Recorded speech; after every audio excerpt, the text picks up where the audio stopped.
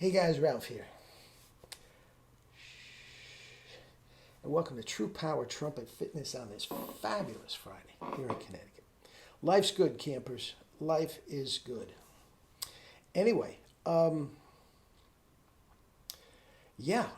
first of all, I was going to do this video anyway because the response to the Wayne Bergeron video was overwhelming.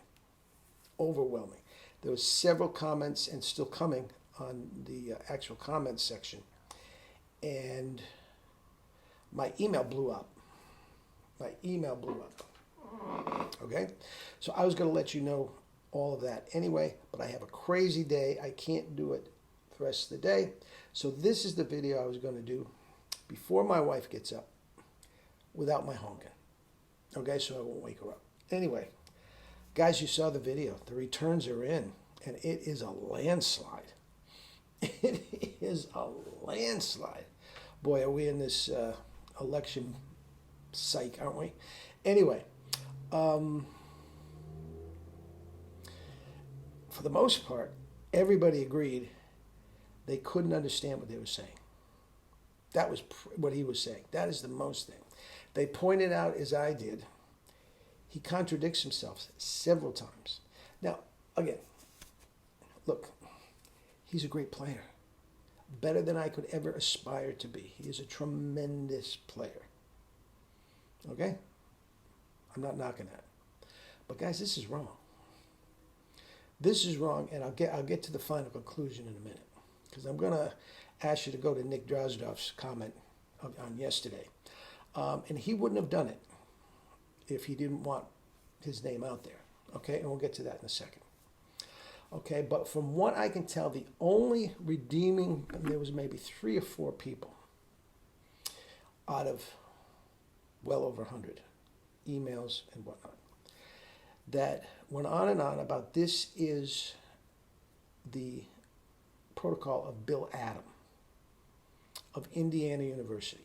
Now, I'm just going to throw this out there, okay?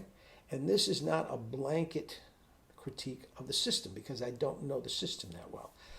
When I was on the road years ago, now I played with dozens of Adams students, but when I was on the road years ago, there were 2 Adams students, a trumpet player and a trombone player, okay?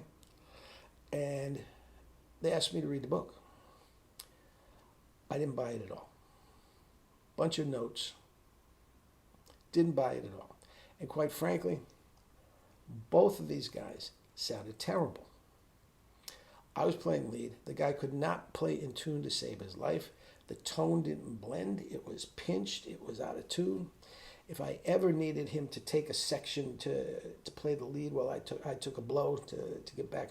Couldn't do it. The trombone player was useless. Now, that doesn't mean all Adams students are. If Wayne Bergeron is indeed using this protocol, then obviously it works for some people.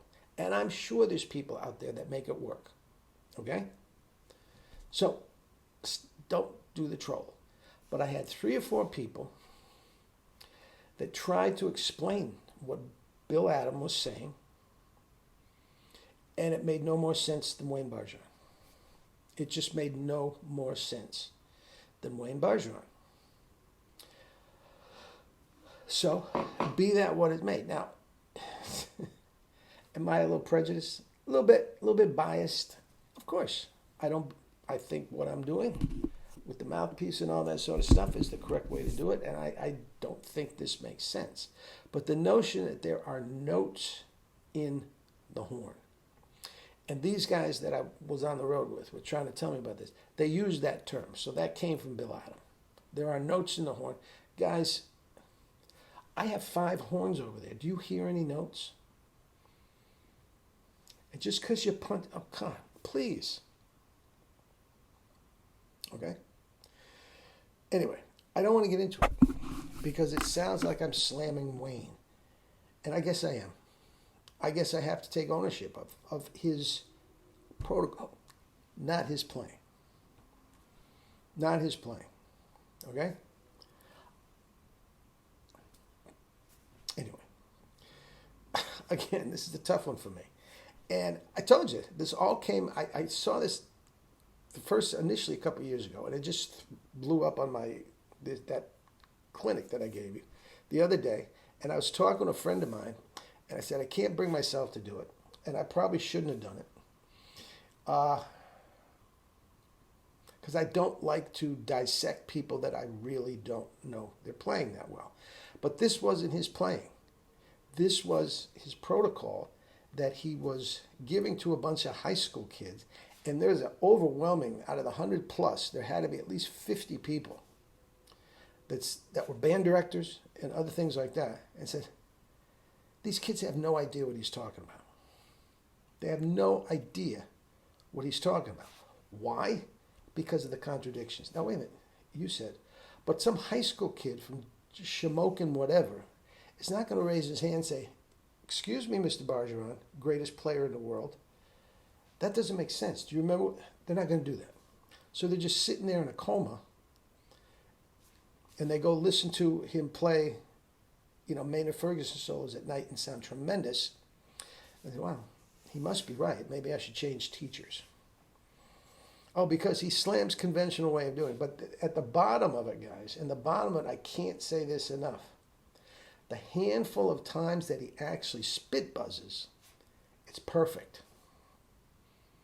It's perfect. There's the irony there. And once again, Wayne didn't get that irony either. Now, I think it's interesting. I talked about Nick, one of the best trumpet players in the country. And on top of it, guys, very bright. He's a physics professor. Retired now, but a physics professor. Okay? Maynard Ferguson and a physics professor. You think if there's one guy on the planet, and a true power guy, Cowett. So you think if there's one guy on the planet that really can decipher this, it's got to be him. Now, he went down with a quasi-dissertation and did his best to just scratch the surface, okay? And he admits it's scratching the surface, okay? So I strongly suggest that you just go down yesterday's video and check out what Nick said from a physics point of view. Now, I've got the physical culture point of view. He's got the physics point of view. Guys, Bargeron, Adam, whatever you want to call it, in my opinion, doesn't add up. All right? All right. Guys, have a great day, and I'll be honking again on Monday, hopefully with my baby back. Love you all.